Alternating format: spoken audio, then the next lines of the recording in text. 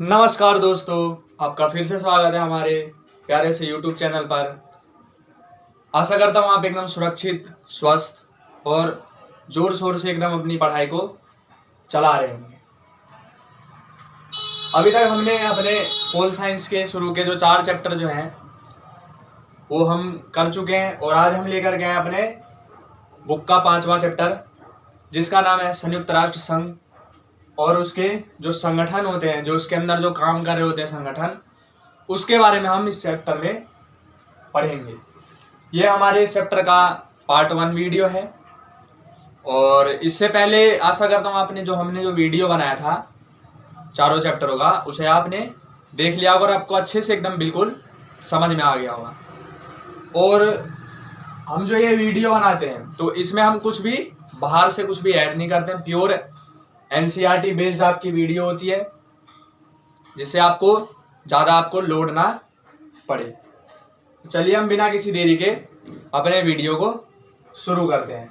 तो आज जो हमारा चैप्टर है उसका नाम है संयुक्त राष्ट्र संघ। आप बोल रहे होंगे यहाँ पर UNO के लिख दिया, तो UNO जो है उसका वो शॉर्ट फॉर्म है।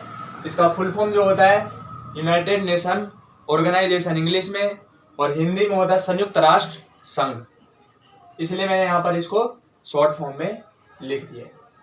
अब सबसे पहले किसी भी चैप्टर को पढ़ने से पहले हमें उस चैप्टर का क्या पता होना चाहिए, परिचय की। उस चैप्टर में हम पूरे चैप्टर में किन किन चीज़ों के बारे में पढ़ेंगे। तो सबसे पहले तो हम इस चैप्टर में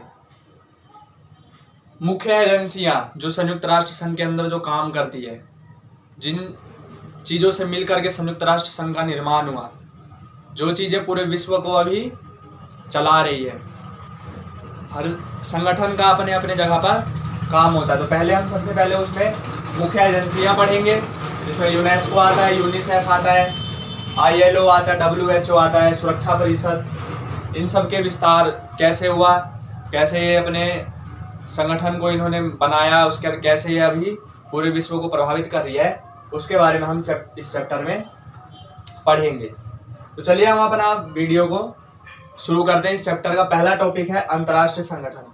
अब हमें सबसे पहले किसी भी चीज़ को, जैसे हम अब इसको पढ़ रहे हैं UNO, तो UNO क्या है? एक पूरे विश्व को चलाने वाले क्या है? संस्था है। तो अंतर्राष्ट्रीय संगठन है, पूरे विश्व को चला रहे हैं, तो अंतर्राष्ट्रीय संगठन हो गया। तो अब इसकी जरूरत क्यों पड़ी हमें? UNO की जरूरत क्यों पड़ी हमें? इसकी जरूरत इसलिए पड़ी, सबसे पहले तो हम इसकी आवश्यकता के बारे में पढ़ेंगे कि अंतर्राष्ट्रीय संगठन की आवश्यकता है क्या पूरे विश्व को, इसकी आवश्यकता है भी या नहीं है, इन सब के बारे में हम पढ़ेंगे।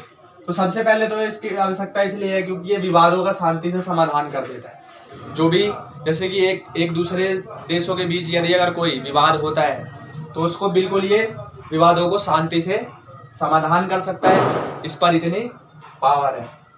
उसके बाद युद्ध की स्थिति तक ना जाना।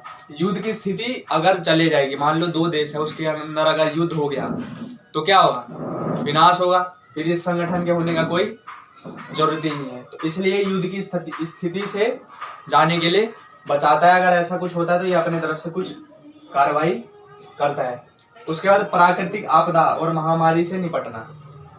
इसका काम ये भी है कि जैसे कि किसी देश में प्राकृतिक आपदा आती है या फिर महामारी आती है, या फिर 2-3-4 देशों में अगर महामारी आ गई, प्राकृतिक आपदा आ गई, जैसे अभी कोरोना आया हुआ है, तो ये जो है इसका WHO जो है वर्ल्ड हेल्थ ऑर्गेनाइजेशन, वो पूरे विश्व में क्या कर रहा है? अभी काम कर रहा है उस पर, हर चीज़ों को नए जैसे वैक्सीनों का निर्माण कर दिया पूरे विश्व में। अगर उस वैक्सीन की जरूरत, जैसे इंडिया वाली अभी पूरे विश्व में चल रही है, तो उन सब चीज़ों को ये सब चीज़ देखता है अंतर्राष्ट्रीय संगठन। इसलिए इसकी बहुत ज़्यादा ही क्या है? आवश्यकता है।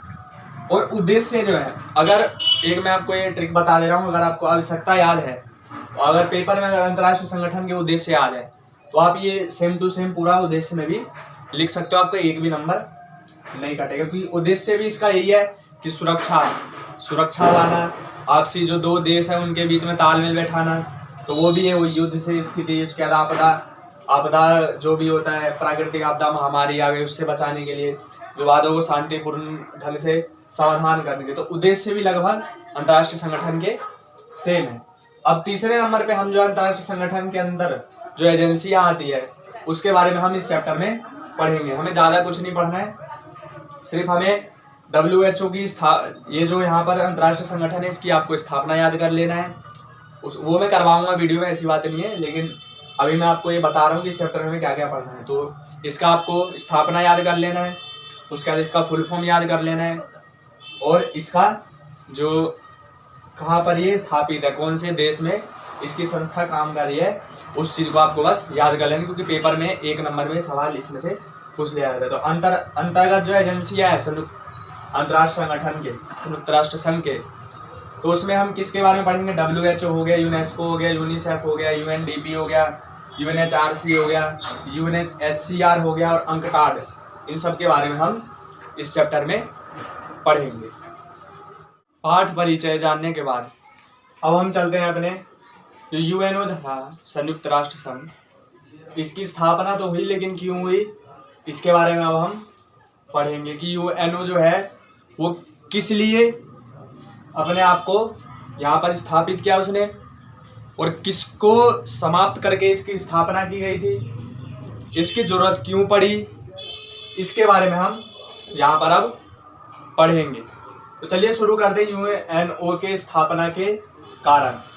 अब ये बात हम शुरू करेंगे प्रथम विश्व युद्ध से, हम इसको चालू करेंगे। तो सबसे पहले मैं आपको बता दूं, प्रथम विश्व युद्ध जो हुआ था वो कब हुआ था? 1914 से लेकर के 1918 के बीच में प्रथम विश्व युद्ध हुआ था। अब क्या हुआ? प्रथम विश्व युद्ध हुआ तो पूरी दुनिया जो हो गई सचेत कि इन युद्धों में कुछ भी नहीं रखा है, तो इसीलिए एक अंतर्राष्ट्रीय संगठन की स्थापना की गई जिसका नाम था UN। UN मतलब होता है लीग ऑफ नेशन। अब इसकी स्थापना 1919 में की गई, क्योंकि 1918 में प्रथम विश्व युद्ध समाप्त हुआ था, जिस कारण इसकी स्थापना 1919 में की गई। अब क्या हुआ कि UN के असफलता के कारण अब क्या हो गया, इसकी स्थापना का उद्देश्य क्या था कि युद्धों को रोकना, युद्ध की स्थिति तक ना जाना, लेकिन हुआ इसका क्या? उल्टा। अब हम आ जाते सीधा अपने 1939 के टाइम। क्यों? क्योंकि 1939 से 45 के बीच में क्या हो गया? द्वितीय विश्व युद्ध हो गया। अब इसकी स्थापना किस लिए की गई थी? युद्ध को रोकने के लिए, लेकिन हो क्या गया? उल्टा, युद्ध हो गया। तो इसका मतलब ये हो गई असफल, युद्ध को ये रोक ही नहीं पाई। और कैसा युद्ध हुआ सो तो आप जानते ही हैं, जापान के ऊपर में परमाणु बम गिर गया था। तो UN का क्या हो गया? 1945 में UN को, लीग ऑफ नेशन को समाप्त कर दिया गया। उसकी जगह किसको लाया गया? UNO को, यूनाइटेड नेशन ऑर्गेनाइजेशन को लाया गया, जिसकी स्थापना हुई 24 अक्टूबर 1945 को इसकी स्थापना कर दी गई। अब स्थापना के समय जो थे टोटल 51 देशों ने इस पर हस्ताक्षर किए थे, और ये जो 51वां देश जो था वो था आपका पोलैंड था। पोलैंड 51वां देश जो था वो पोलैंड था। और भारत जो है इसका सदस्य कब बना? 30 अक्टूबर को भारत जो है इसका सदस्य बन गया, मतलब 6 दिन बाद ही भारत भी UNO में जुड़ गया, 30 अक्टूबर 1945 को। ये डेट आप बिल्कुल याद कर लीजिएगा, क्योंकि अभी जो मैंने DLED का भी एग्जाम दिया था तो उसमें भी आपका ये सवाल पूछा गया था। तो ये सब सवाल जो है ये आगे भी आपके बहुत काम आएंगे, और इस साल तो आपके काम आने वाला है ही। और अब जो है सदस्य हो गए इसके टोटल 193। 193वां सदस्य देश जो था वो दक्षिणी सूडान था, वो जुड़ा था 2013 में, इसमें जुड़ गया था, किसमें? संयुक्त राष्ट्र संघ में। तो ज़्यादा वीडियो लंबी चौड़ी ना हो जाए, इसलिए मैं इस वीडियो को यहीं पर समाप्त कर रहा हूँ। यही हमारा पार्ट 1 वीडियो था।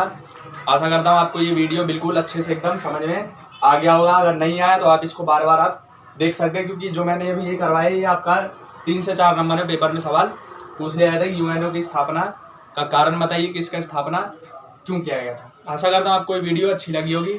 वीडियो को लाइक कीजिए, ज़्यादा से ज़्यादा शेयर कीजिए, अपने दोस्तों को शेयर कीजिए, जिससे आपके भी दोस्त जो हैं वो इसे अच्छे से समझ पाएँ। और ऐसे ही वीडियो, ऐसे ही चैप्टर देखने के लिए आप इस चैनल को सब्सक्राइब कर सकते हैं। और बेल आइकन को प्रेस कर दीजिए, जिससे आपको हमारी वीडियो अगर डलेगी कोई भी तो आपको जल्द से जल्द नोटिफिकेशन मिल सके। चलिए मिलते हैं हम अपने अगले वीडियो में, जब तक के लिए जय हिंद जय भारत दोस्तों।